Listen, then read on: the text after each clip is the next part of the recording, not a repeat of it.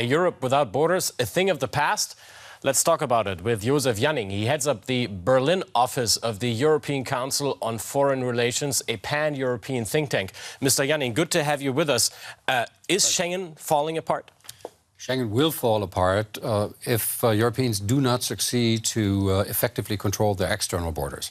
We need to know that now Germany's borders run in the Aegean, run in the Mediterranean. So we need to apply high standards and up-to-date technology to monitoring and inspecting the external borders. Now, are European politicians on the right track for that project?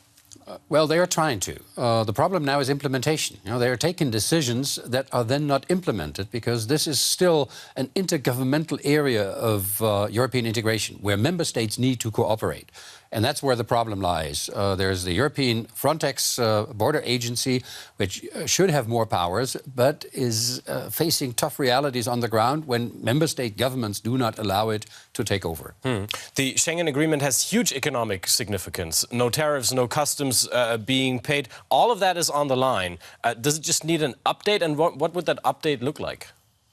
Well, it needs a new understanding that actually these are our common external borders. So Greece or Italy are not just taking care of their border, they're taking care of our border. So there should be a sufficient and effective contribution of the Europeans to collectively patrol that border in order to maintain an open space on the inside. Now, there's been talk about resetting the EU's outer borders, for example, without Greece. Would that be an option?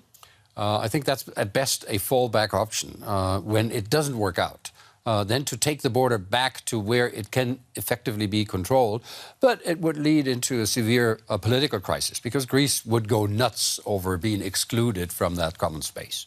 Thank you, Mr. Janning. For the moment, we'll talk some more in just a minute. First, we'll take you to Luxembourg, to Schengen itself. The village is located right on the Grand Duchy's border with Germany and France. And our reporter found out everyday life in the village would look much different if it weren't for the well-known agreement once signed there. Morning in Europe. It's a little after 8 in the small town of Schengen on the Moselle River. 560 inhabitants and many more grapevines. Employees need just 10 minutes to get here by car. The commute sounds like a mini vacation. I come here every day from France, then go through Germany a bit and then Luxembourg. I cross 2 borders every day. And the same way home? Exactly. France and Germany are just around the corner. But there are no more border controls, thanks to the agreement that was signed here over 30 years ago. It's now on display in the local museum, the symbol of a Europe without borders. Tony Song has come here with his relatives from Shanghai. The IT specialist who now works in southern Germany thinks the agreement was an incredible achievement. This is very unique, I would say, at least in my life, because especially for Chinese passport, for example, if I want to visit some countries, I need a visa. For example, before single visa, we need to apply the individual visa for each country. But now I can use one visa to visit a lot of countries. So this is an amazing feeling. Some tourists are here from Turkey, which has been trying to become an EU member for years. Schengen has a magical ring to it. Millions of Turks live in the EU and are very aware of the value of having a visa for the Schengen area.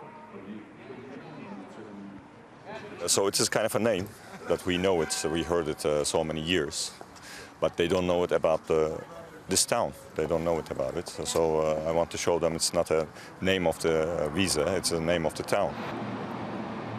The streets of the small town don't betray its significance. But Schengen is a place where Europe exists in daily reality. The former mayor, Roger Weber, is particularly proud of the cultural diversity here. He takes us to Café Udil, where there's a Portuguese barkeeper and French and German customers. Over a third of inhabitants are foreign, 35 or 36%. And that's not a problem for the locals? No, it's not a problem at all. But there could be a problem if border controls are reinstated in Europe, if the Schengen Agreement is abolished because of the millions of refugees currently arriving in Europe. The inhabitants of Schengen would also suffer, especially this trucking company. Jean-Pierre Hein has 77 trucks that he dispatches all over Europe. The current system was worked out after borders were abolished. Everyone built up their system and employed people so that the work would be good and efficient economically. We employ about 200 people around here.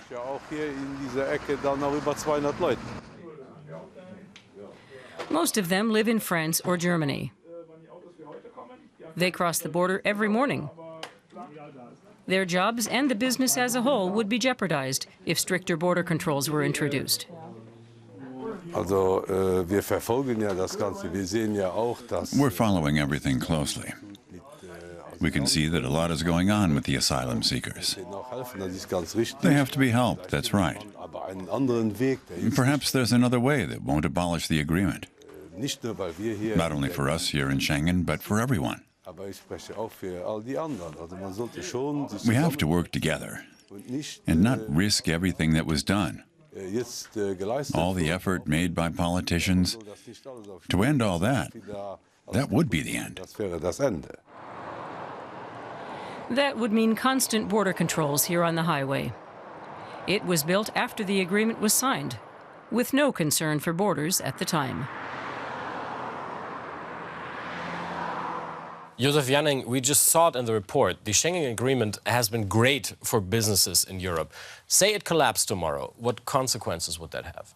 That would be a disaster, because we would be back to where it began, that goods can cross borders freely, but people cannot. That is, a truck could roll through, but the driver has to stop and identify himself. I think that will have enormous economic costs for companies, for businesses, for just-in-time production, what have you. There are numerous ways in which we would suffer from this. Now, picking up on that, is there a way that movement of people could be restricted, whereas movement of goods could be free? Not really. This is the example with the truck driver. How do you do this? I think what we need, and that's why Schengen was created in the first place, what we need is a complementary regime on people that kind of synchronizes goods and people in the single market. Now, if we have that worst-case scenario, the Schengen common area collapsing, what would that mean for the euro?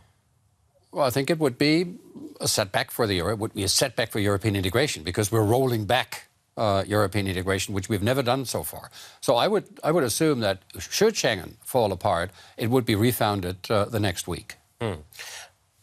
The collapse of the Schengen Agreement, the turmoil in the EU in general, the Brexit is looming on the horizon. This referendum is coming up. What do you think? Will Britain stay in the EU? Well, you don't know really with the British public, because it's not going to be, as in many referendum, a real decision on what is at stake. I think the outcome is uncalculable, but I certainly hope that Britain will stay in, because otherwise we'd be in for another series of negative messages in this protracted process of negotiating the exit. Well, British business leaders certainly have been making the case for staying within the EU. Yes, well, Britain, it would be a disaster for Britain. Economically, you don't notice that on the next day, but over the midterm, politically, Britain would be marginal in European affairs. Josef Janning, thank you so much for your thoughts.